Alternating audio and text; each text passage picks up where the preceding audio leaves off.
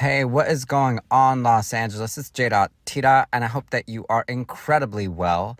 On this edition of JT the LA Storyteller podcast, yours truly has the grand honor of speaking with Allegra Padilla, a longtime activist and organizer in Los Angeles, and as of just earlier this year, the executive director of the Levitt Pavilion series in MacArthur Park, or the MacArthur Park Westlake area. This is an incredible chat and conversation, and there's just a slight note about it. The audio is not at its best quality. Now, this is not due whatsoever to Allegra's part. It is entirely my responsibility to oversee the audio. JT the LA Storyteller podcast is produced entirely by me, but of course, every now and again, in the midst of having a few different things in front of me, I will overlook a slight detail here or there. That's what happened here, but fret not. There is an app called Overcast that I'm a big fan of, that I listen to all my favorite podcasts on. You spell it just the way you usually spell that word. If you download that, it definitely enhances the listening experience. I can guarantee you that. And if you don't want to download another app, you're still good. You just need to put some headphones or earphones on and you're into this chat, as though we're all at the library somewhere and we're not even supposed to be chatting this way, but we are, because that conversation is critical and we got to be a part of it. So you're a part of it. If you're listening to this, do be sure to subscribe to the show via Apple or Spotify. Give us the 5-star rating just as well. And this is JT, the LA Storyteller podcast. I go by JT. Until the very next time, stay vigilant and stay tuned. It's J.T. Out with more soon.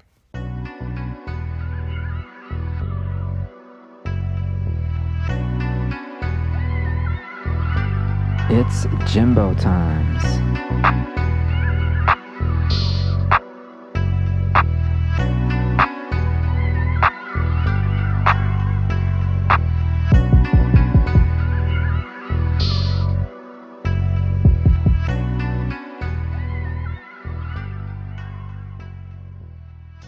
Allegra Padilla, it is such a pleasure to have you on this installment of JT the LA Storyteller podcast. ¿Cómo estás? Friday traffic is trafficy, pero aquí estoy muy happy to have a time to reflect, and what an honor it is to be having things like this documented. 100%. I'm so happy that we got to connect when we did. I was fortunate to meet you just this past summer at MacArthur Park for none other than the Levitt series. And you just got through about 100 different artists over the summer, or just about that, right? So, yeah, from June 10th through September 3rd, there were 31 concerts. We had to cancel one because of a hurricane for probably the first time in our history. And, we were celebrating our Sweet 16. So, by the time you add up all the performers, especially when you have like the cultural heritage dance groups, you're looking at well over 100 artists who primarily reflect Los Angeles. And then we also have folks that come from other places. It is a tremendous undertaking.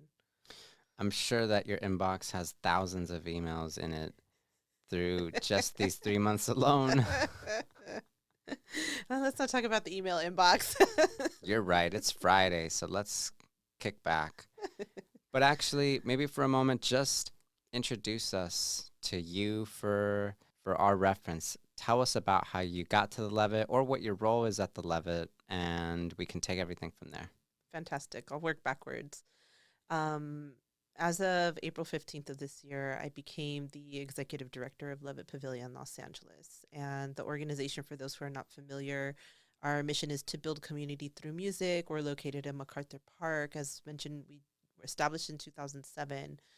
And it's called like a public-private partnership. So it's between us as the nonprofit and the city of Los Angeles Rec and Parks, because the bandshell was underutilized for a number of years, even though it's like a cultural gem.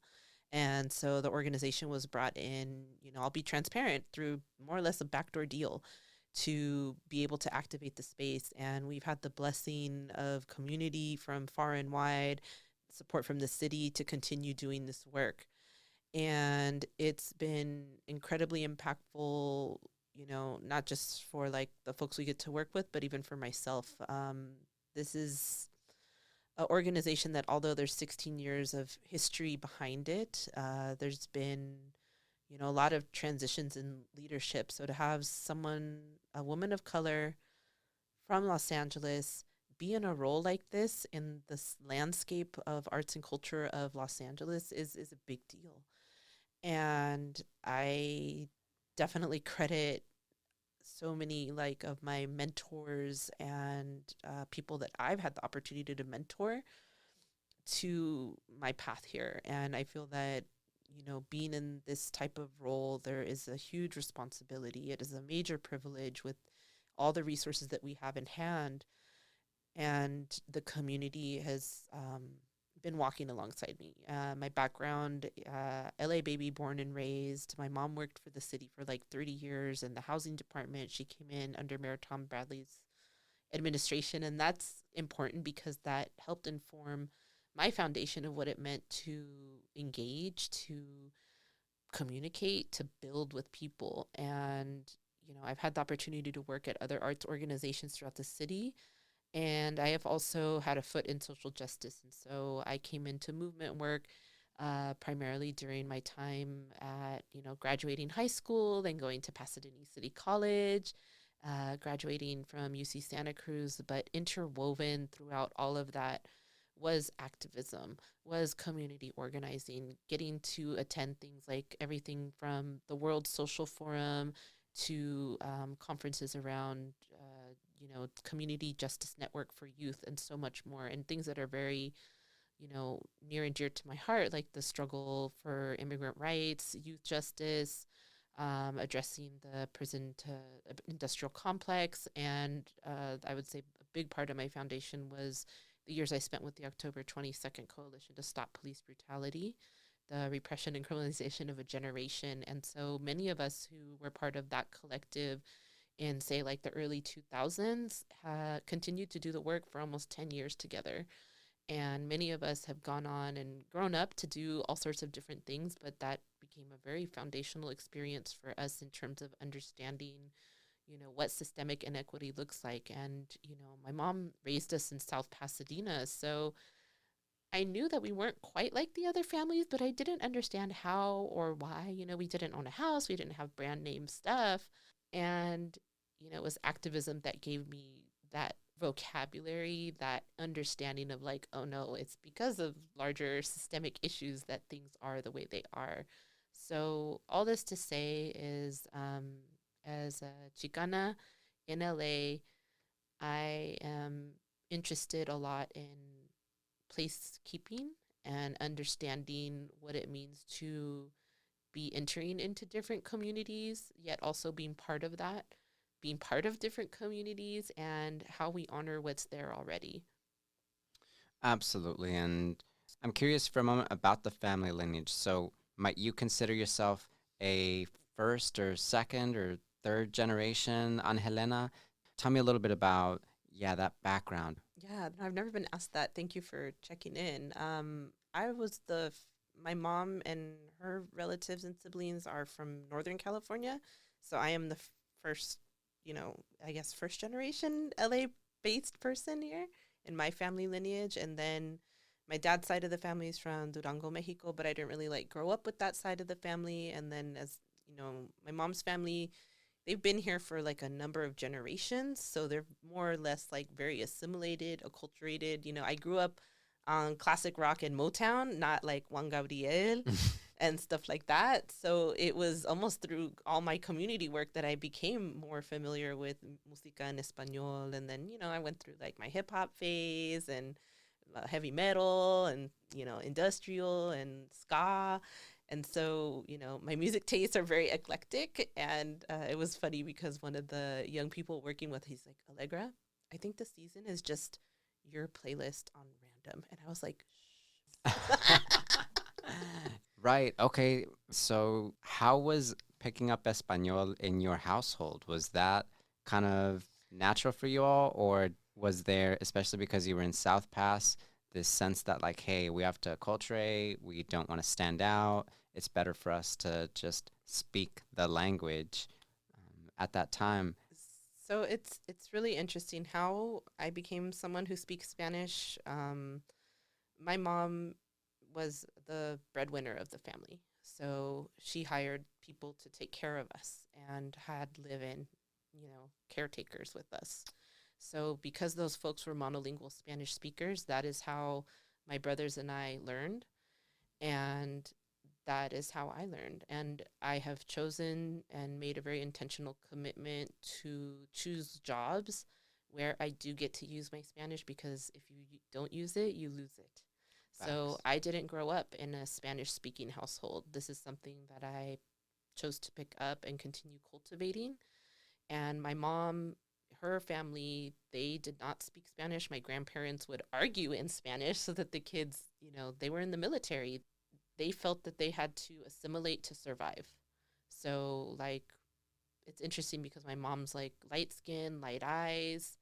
She could pass, right? And they did, for in a way. Like, they were like, we're the Padillas. But at the same time, that lineage and our heritage is still there. And I'm probably like the one in the family who is taking it back in a lot of ways, and made that commitment to, explore decolonial healing and committing to like walking the red road and being part of ceremony and choosing to support work of those who are often underrepresented in arts and culture fields. So I wish that I could speak like 5 different languages, to be honest. And when I've had the opportunity to travel to different places in the world, you see how other countries and cultures navigate a multiplicity of languages. So English and Spanish is my start, and maybe I'll pick up another along the way.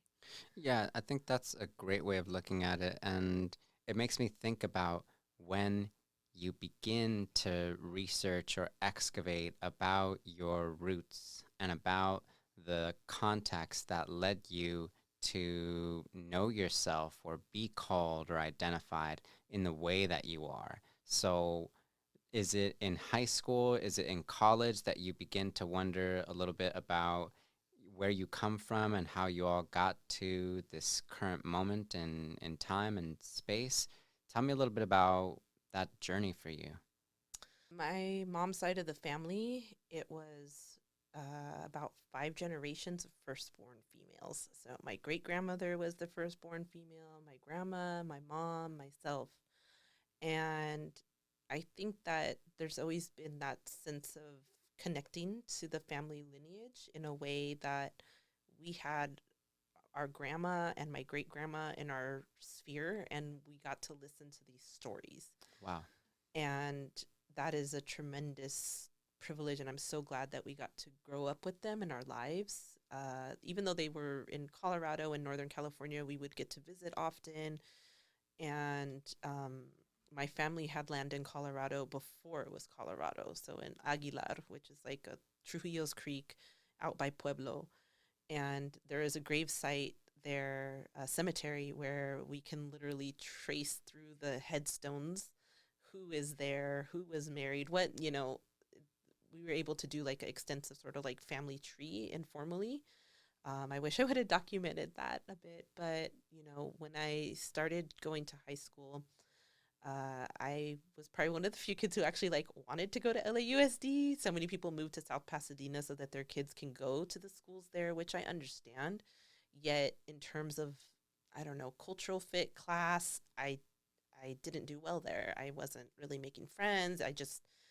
It was a challenge. And so I ended up graduating from Hollywood High Performing Arts Magnet. And for those of you who don't know what a magnet is, it's like a LAUSD school that has a specialty, and they kind of do very intentional like integration. So there's only so many students of particular backgrounds let in. So there was like X amount of Black students, Latinos, and the students are bussed in from all over. So it was such a like diverse and eclectic group of almost like misfits that somehow that became a place where I felt comfortable, that I could fit in, that I was, we were all like expressing ourselves, and we got to go to school in Hollywood High, which maybe sounds glamorous, but don't forget it was still LAUSD. And I have friends that most of us are still doing work in that field in some manifestation, and it's an experience that I cherish because it is part of how I started connecting more with my roots and understanding that, we're part of like a global ecosystem that's, some of us have people in other countries and some of us have family right here, but whatever the situation was, we started talking about that stuff. And then obviously through like college and activism, and especially a lot of the work that I was doing with October 22nd, we built a lot with Black and Brown communities, and culture was always a big tool in how we mobilize people. There was one of my, I will never forget it, one of the first times that I think I saw art and culture be that really powerful platform was for an event called Art Speaks at what was at that point the very active Vision Theater in Levitt Park, and it was a benefit concert held to raise funds for political prisoner Mumia Abu-Jamal. And that concert, I was just like, whoa, it wasn't like anything I had ever really seen before, and the organizers were, very political, and that collective of artists, continued to do stuff. So it was like, Robbie Colnell, Mir One, Medusa, all what, was at that time termed like conscious, art or conscious hip hop. And, that really set the foundation for many of us doing movement work in the early 2000s, late 90s in LA. And I think so much of that had to do with what was happening in, Mexico in 1994 with the Zapatista uprising. And then, the ongoing work for like Black liberation. And, we built a lot with also like the more radical factions of like the Filipino communities like Bayan. And, it's so fascinating to kind of see how maybe some of that laid the groundwork for what people were addressing during the 2020 pandemic uprising as well. Absolutely. And okay, especially because you mentioned Mumia Abu-Jamal. When I first came across that name and I saw that this was a story in Philly, but one that drew national attention and that drew national support, I thought if only there was more taking place in a city like Los Angeles. But I think obviously with what you're describing here, there very much were people in these communities who wanted to make the world aware that political prisoners existed and continue to exist in the US. And that's really cool for me because these are the things that remain with us and that inform our practice or our praxis, because there's a whole world there that is adjacent to Mumia's story. And from there, you see how the ecosystem survives, as you pointed out. And, I still hold near and dear to my heart the ethos of like a good organizer makes themselves obsolete, in the sense that, you're passing on the knowledge, you're sharing your skills, you're, learning for your elders, you're making room for, younger folks to step into their power and taking a back seat when it's time too, right? So all that to say, there's a lot of people in LA that hold a probably very similar story and trajectory, although of course unique. And it would be awesome for you to like, maybe check in with some of those folks. I'd be happy to recommend you to some key players. Oh, absolutely. I'm going to take you up on that. But before we get into the rest of the universe of social justice work, I want to ask you a little bit about this place we met at, MacArthur Park, because as you noted, there are so many people, especially in Los Angeles, who have family here, family across the country or across the continent, and MacArthur Park or the Westlake community is one that knows that deeply in Los Angeles.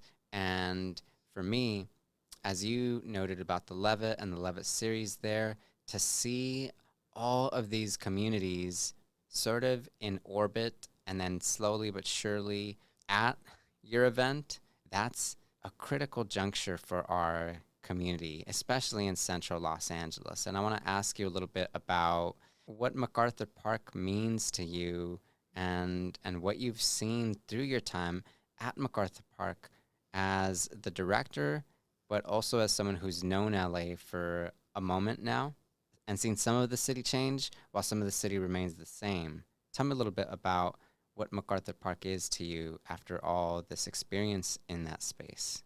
MacArthur Park to me is the people's park. It is a space where whether you have a house or don't, maybe you have a soccer ball, maybe you don't, maybe you're battling addiction, center. And I do think of Los Angeles as a city with many centers, which, can be tricky, right? In division, yet it's also an opportunity to delve in and say, like, oh, wow, what's happening? How do we support that? And my journey with MacArthur Park began in around probably mid 2000s because the October 22nd coalition, we had our offices there. And in 2007, as folks might know, the LAPD decided to do a urban tactical exercise and test out the May Day March, which was in honor of International Workers' Day. And, primarily mainstream immigrant rights organizations had built coalition and were there to do a march. It wasn't even a protest. It was a march in celebration of International Workers' Day. So you had Chirla, Kiwa, like I said, mainstream immigrant rights organizations, and LAPD attacked. And that became a very pivotal moment for me because this also was around the time of what happened at the South Central Farm. So the South Central Farm was 41 acres off of like Long Beach, Alameda, por ahí. And it was a backdoor deal with the city to basically take away land that fed and nourished over 350 different families. And, a lot of people who were part of that struggle and movement for justice, were part of the May Day March. And, I think a lot of us started looking and saying, okay, well, we're really good about talking about what we're against, but we need to talk about what we're for. And what are we going to generate together with the resources that are often tossed by the wayside? So coming back to MacArthur Park, today it has such an interesting history. It was created in the 1890s. It was considered like the Champs-Élysées of the West Coast. It was created for wealthy residents at that time. And, I'm not sure what happened really so much between like the 1890s and the 70s, but what I do know is in the 80s, you had that influx of Central American refugees who were coming over to the States because of the war.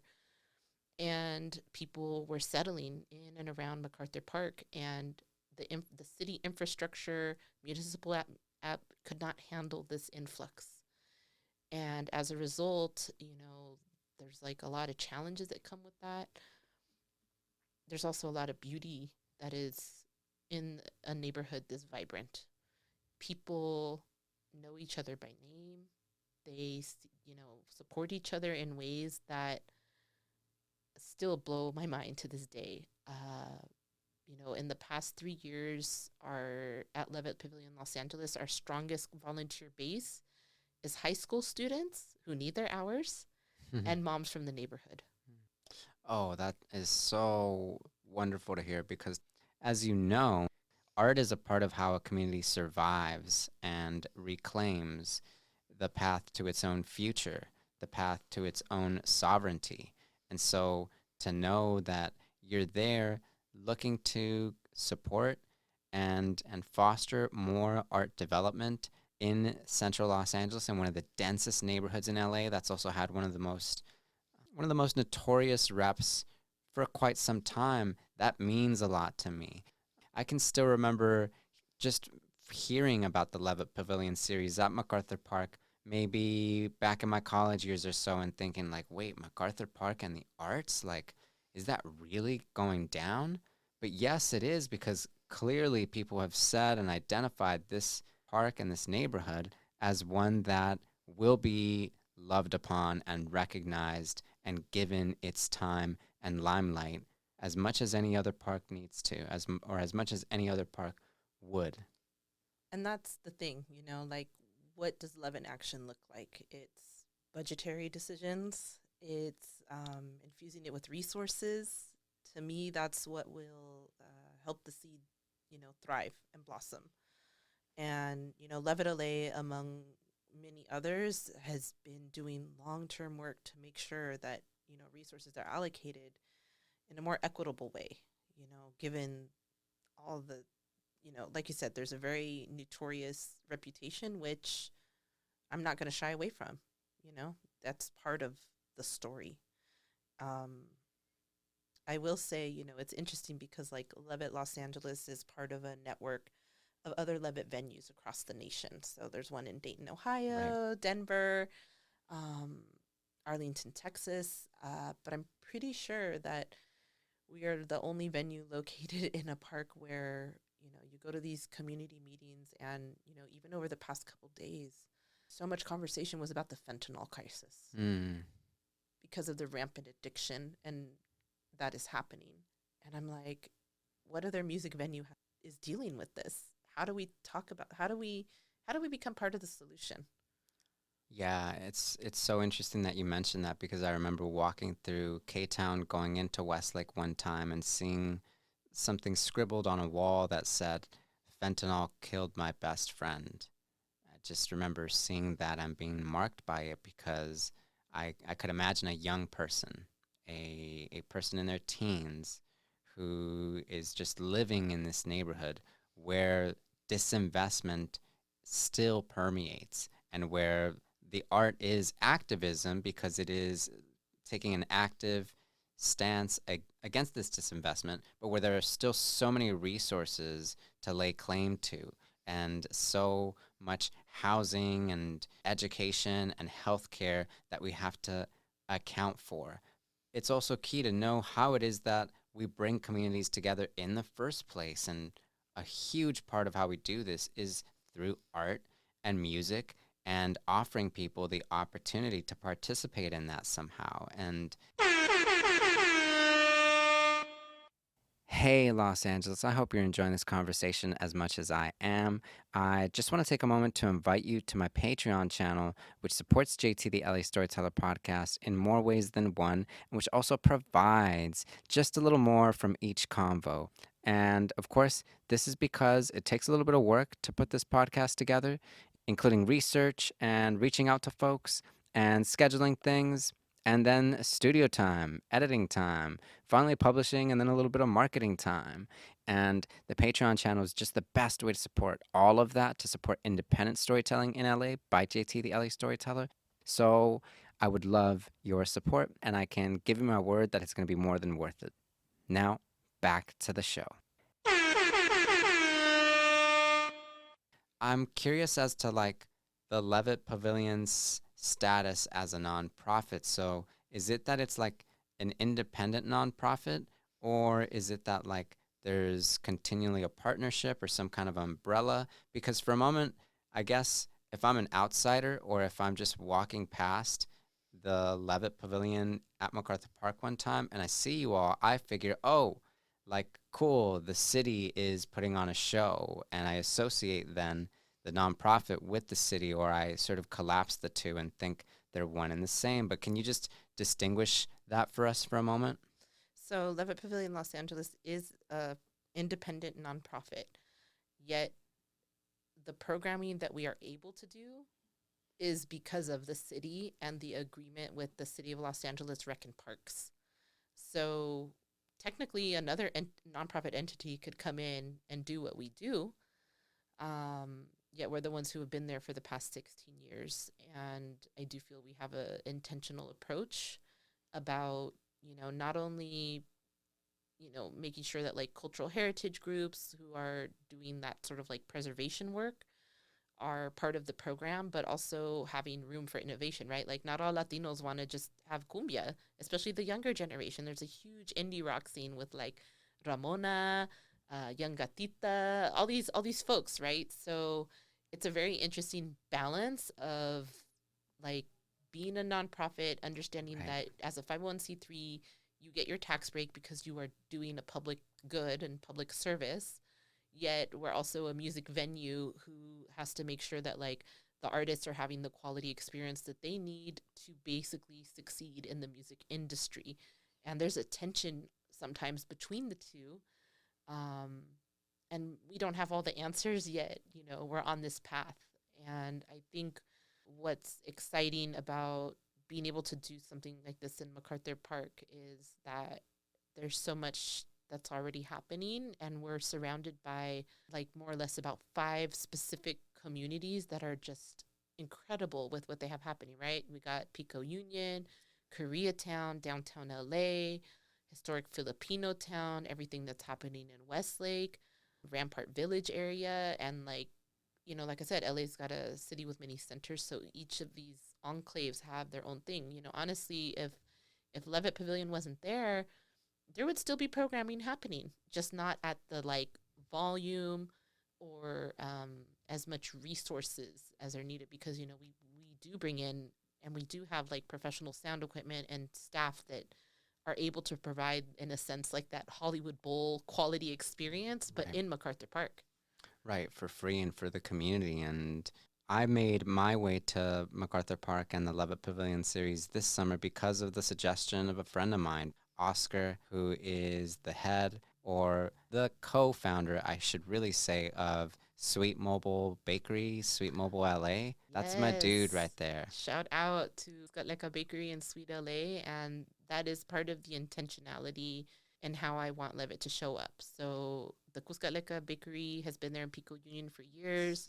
When the pandemic hit, his sister Gabby created a mobile unit because it was time to find other ways to create revenue. And it is like one of the cutest food trucks I've ever seen in my life. For Good sure. job.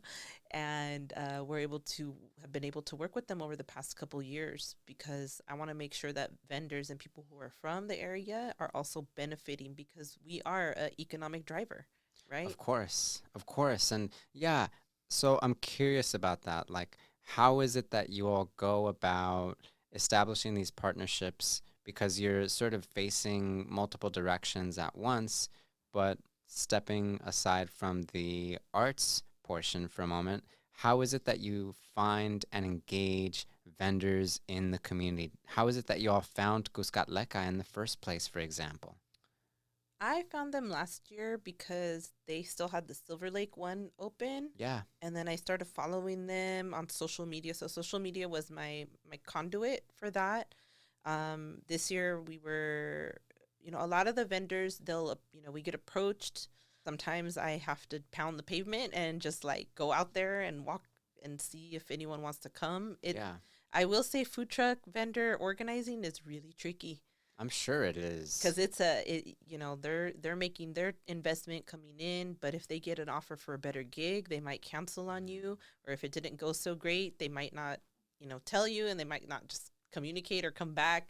I will say part of like it's been one of the trickiest things to organize, but you know, we do have a few vendors like Oscar and Sweet L.A. who are sort of our staples, our foundation, and they've been able to come through in beautiful ways for us. And it's also part of the sort of like whole vibe of what it means to be part of a concert experience, you know, to have food trucks, to have artesania vendors, and even the mobile vendors who are there at the park, who that's their daily bread, you know. And I want to be sure that Levitt LA is, you know, doing our best to, you know, be able to bring in outside visitors and guests, but also that we're doing our best to be of benefit to the local neighborhood. And you know, we have a long ways to go still. Right, right. Because, and again, as you pointed out, like it's a tricky space and there are so many factors that you're accounting for just in order for the show to go as smoothly as it has, as it did. I mean, kudos to y'all and congrats to y'all to be certain for this summer 2023 at MacArthur. But yeah, like I would imagine that maybe a survey, some kind of follow-up discussion with some of these vendors to ask them what was really working for them and what they think may use some improvements somewhere. I would imagine that can go quite a ways, given that a lot of folks would love the opportunity to serve the community at this central part of LA. And because I think that it would be interesting for us to consider the larger discussion of how street vending and food trucks, how they interact with our communities and how opening up our creative space to the best of our ability for them to succeed and do more of what they love to do, which is to provide for the community. I think that'd be really opportune, but that's maybe something you could use a big volunteer for. Yeah, I mean, I think about we do need to do that. Like I said, we have a lot of growth to do still, and perhaps that's where like higher education or students come in and can help develop a survey and administer that for us. That would be tremendous, right?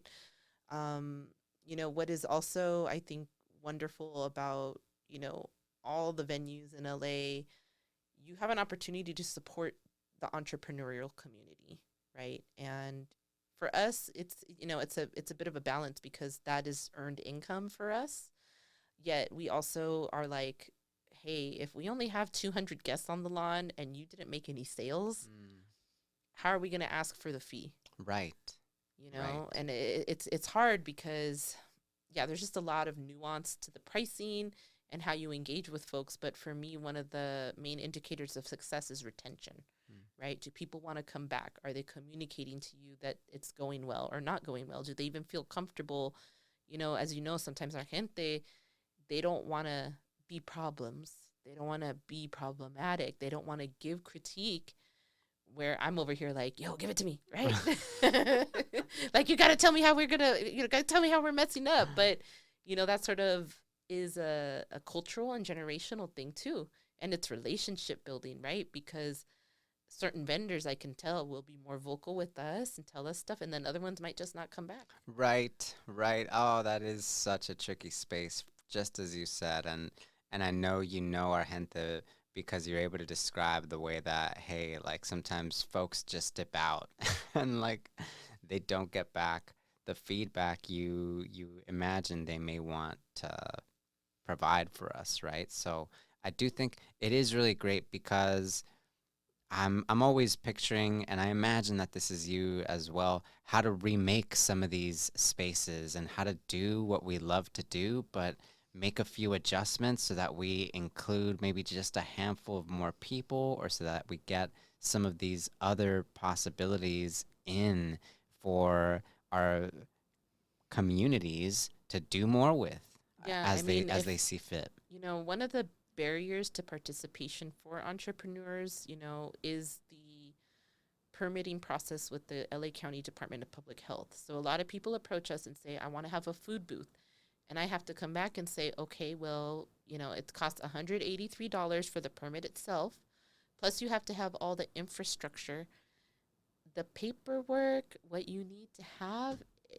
Not everyone's able to do that. And then especially if you're paying 183 for you to come through on just one day So it is 183 for just one day. for the TFF permit, which is a temporary facilities permit it's not for when the permit is actually good for almost like a month, but that means that person would have to like come back in order to recoup those costs. And so by the time you break down like labor and all this other stuff, the food booths are generally at a bit more of a disadvantage. So if I'm dreaming big, I would love to see some sort of program in collaboration with the county where you're basically waiving fees for people and providing the support that they need to have a successful food booth. Because I don't know about you, but man, I've had some of the best food in Pico Union, Westlake. Some of those doñas, some of those folks, they know how to throw down, right? Oh And yeah. so a lot of times people come and they're like, oh, I want a different food truck or I want different food.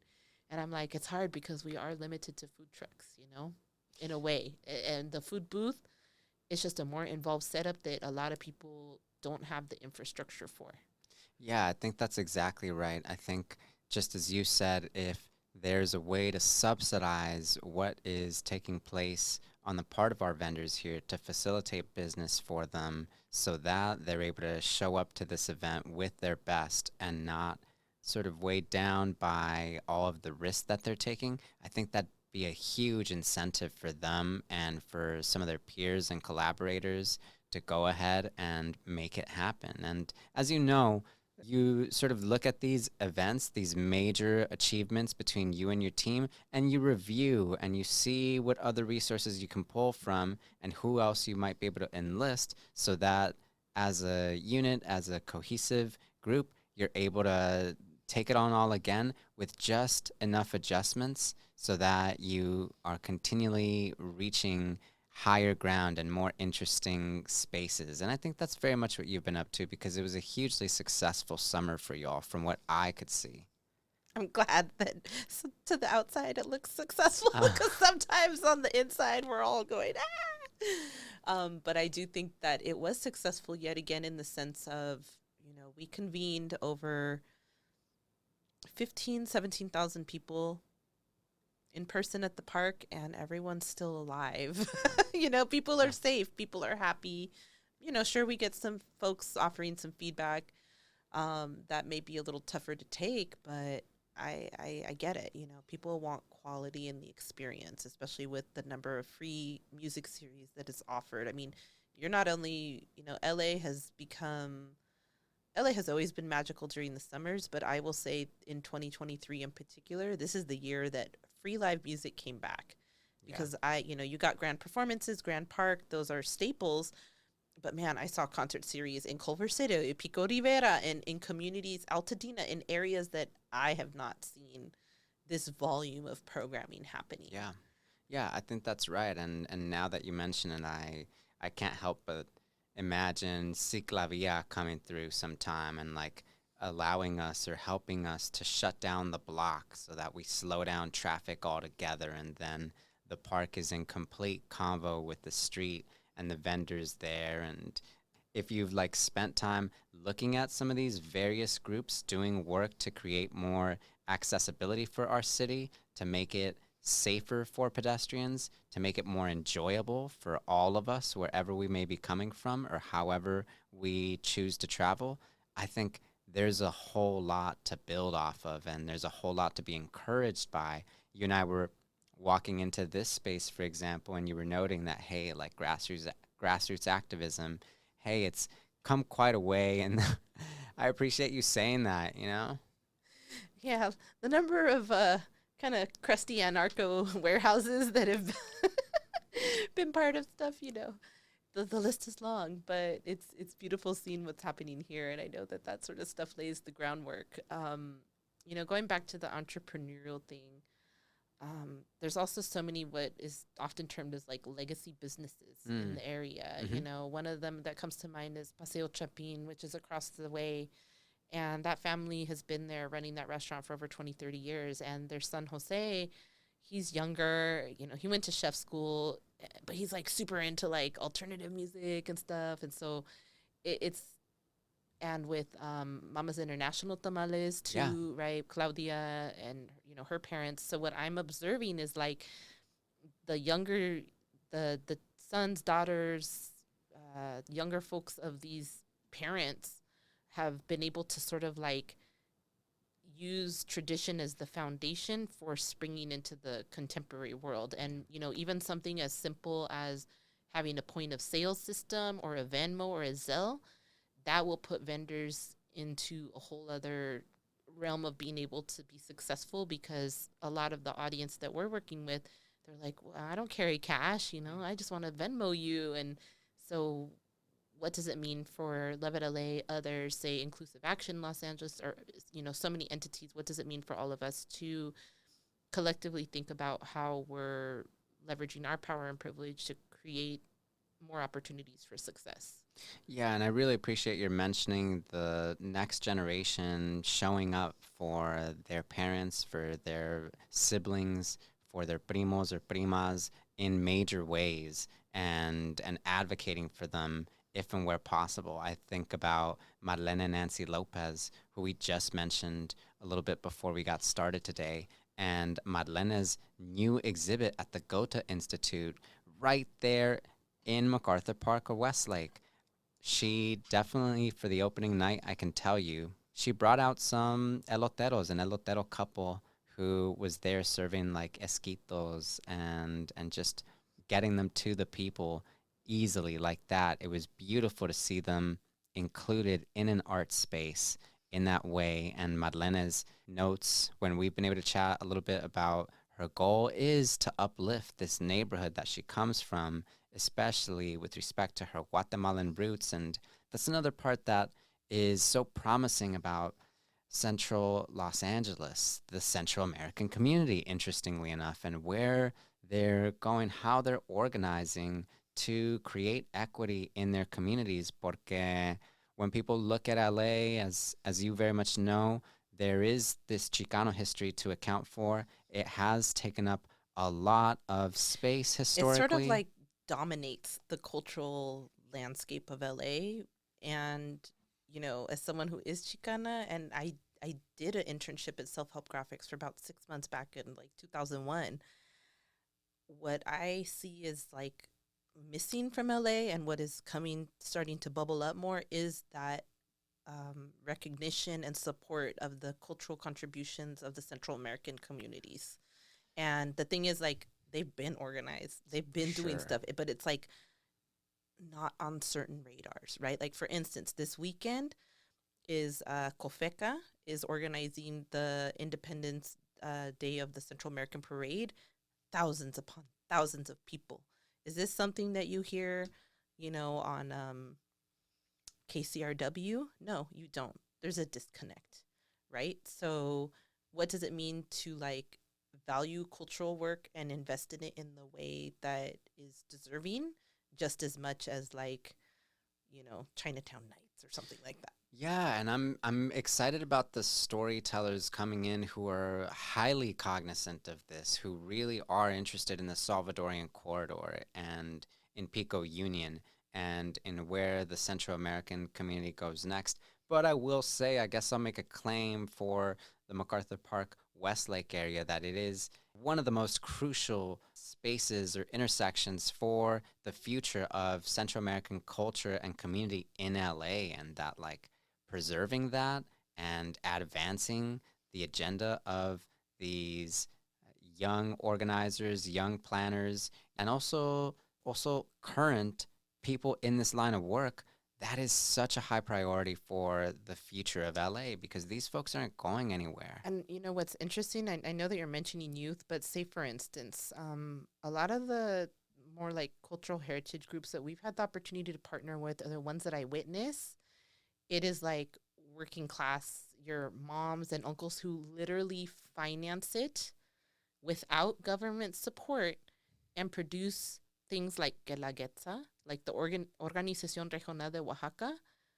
It is like jornaleros, básicamente, who are running that group.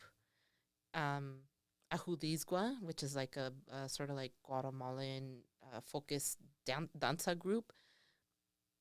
It's like these guys that you would see playing on the soccer field. We've worked a lot with like the Little Ethiopia community too. Hmm. It's business owners from the corridor. They're probably like in their 50s or 60s.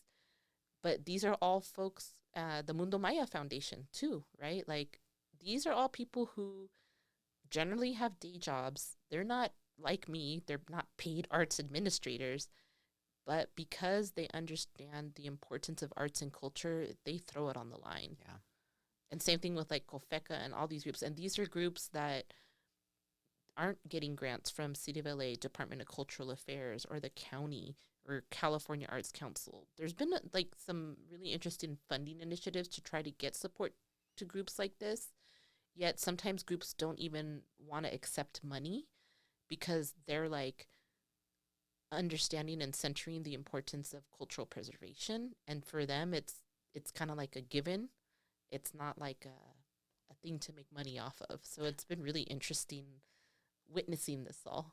Yeah, I think that's absolutely right. I think when we go back for a moment to, as you mentioned, the 70s and 80s and the influx and really how long it's taken for some of these communities to be seen and heard, you realize naturally after so many decades in this city, they of course are organizing with one another and advancing these shared interests together. And I do think the city has, especially now with the diversity in Los Angeles and with so many different communities and needs in each one, the city has an interesting set of possibilities in front of it.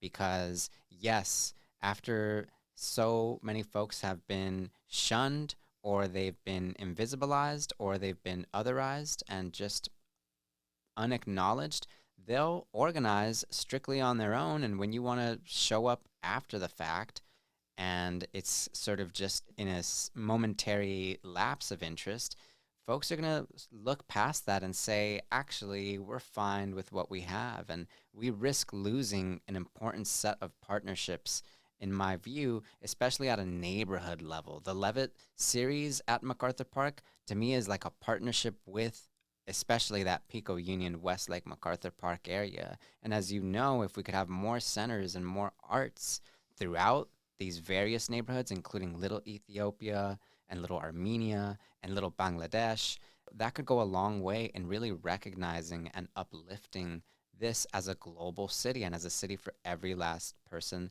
that makes their way here. So I think there's so much more to be said and uncovered there. Definitely. And, I just think of all the incredible presenting partners that we've had the opportunity to collaborate with. And, they take a leap of trust with us, they take a leap of faith.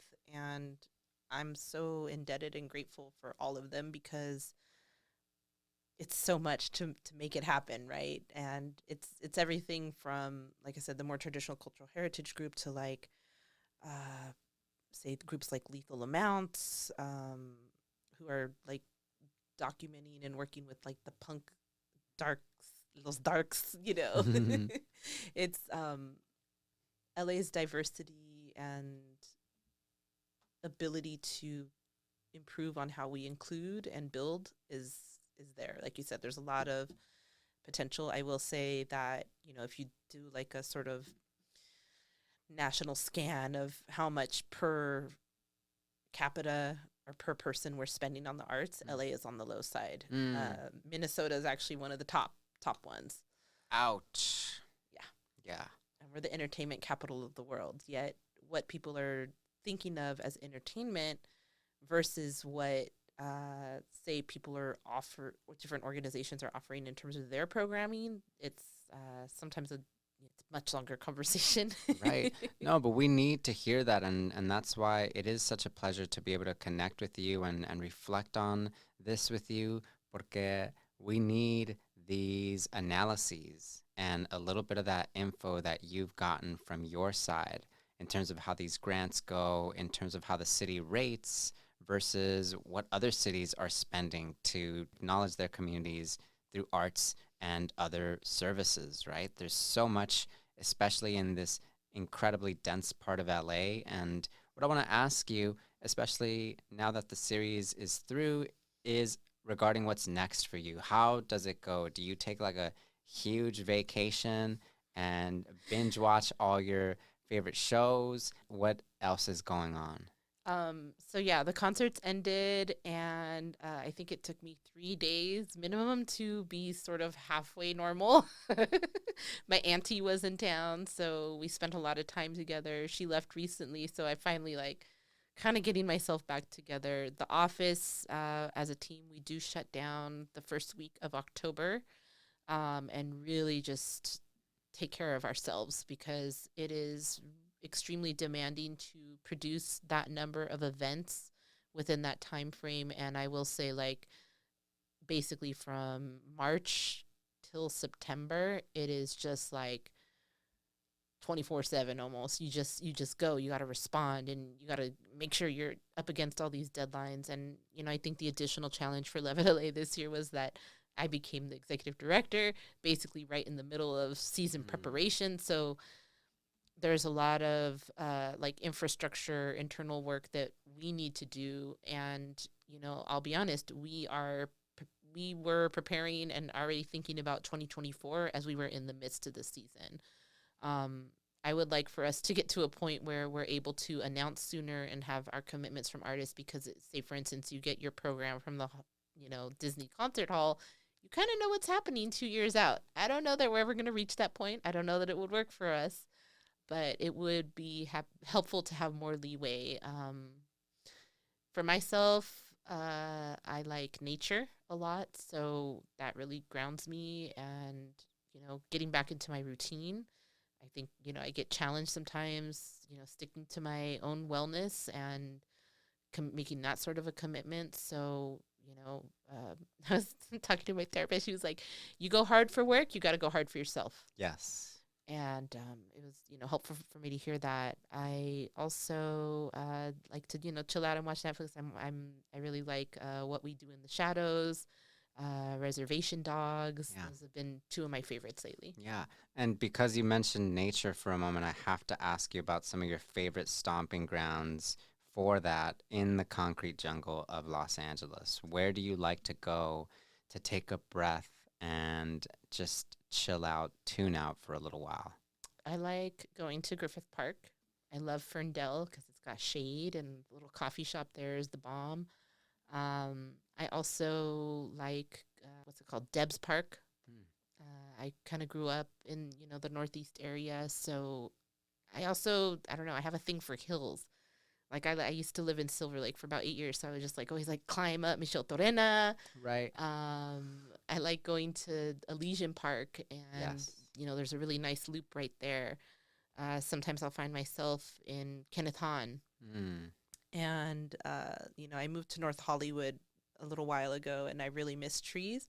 But it also has given me the opportunity to explore some parks in the Burbank area. Yeah. And then, the valley has its own thing going with the mountains that are there. I haven't fully explored. I don't remember the names, but being able to check all that out is pretty cool.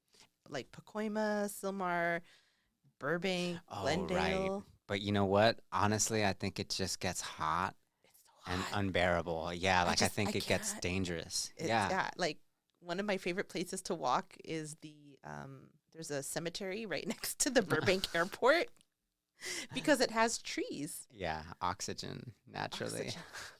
Next to these gravestones. But hey, you take what you can. There's not a lot of cars. And you know what's so beautiful and fascinating about that cemetery? On Sundays, it is packed. Armenian and Latino families are there with their loved ones celebrating those who have passed. I think I know which one you're talking about, Yeah. actually. It's I think they have the Valhalla thing, and then there's a cool Yeah, and it's there's victory. yeah, exactly. There's that weird turn. It's like kind of a curved turn, and then Go walk that cemetery. yeah, It's beautiful. it's actually a beautiful cemetery. I actually like You're- cemeteries. I used to live in Boyle Heights, so I loved going to the Evergreen Cemetery too. Yeah, Evergreen is very accessible, so there is that to it. But I would say that I don't remember the name. You tell me right there in the SFE. The Valhalla. Yeah, I will say Burbank Airport. the Burbank Airport The one. Cemetery. Yeah, is really actually picturesque, and I think folks would enjoy just a little stroll through that side of town if they so happen to be there. If So it's not totally 95 recommend. degrees, I highly recommend it.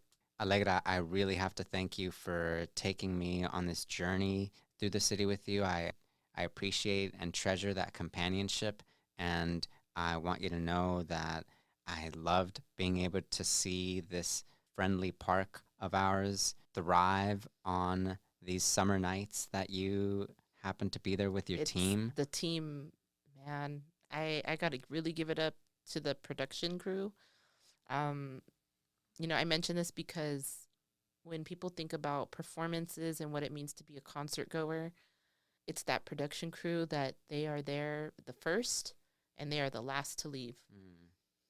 And it is physically grueling. I don't even know how they do it, man. It's next level. So whenever you go to a venue, tell the people wearing black in the background, you tell them thank you. % we will, and I really appreciate you acknowledging them, and thank you so much, Allegra. All right. Hasta pronto, gente bella. Nos That's vemos. right. That's right.